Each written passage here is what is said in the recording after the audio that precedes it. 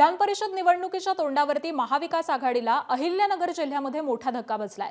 राष्ट्रवादी काँग्रेस शरदचंद्र पवार पक्षाचे खंदेश शिलेदार आणि माजी राज्यमंत्री प्राजक्त तनपुरे हे आज भाजपमध्ये जाहीर प्रवेश करणार आहेत।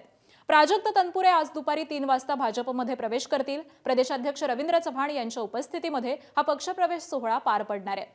अहिल्यानगर स्थानिक स्वराज्य संस्था मतदारसंघामधून तनपुरे यांना भाजपची उमेदवारी मिळण्याची ही दाट शक्यता सूत्रांनी वर्तवली आहे। तर राहुरी विधानसभा पोटनिवडणुकीमधून ऐनवेळी माघार घेतल्यापासूनच प्राजक्त तनपुरे यांच्या राजकीय भूमिकेविषयी तर्कवितर्क लढवले जात होते।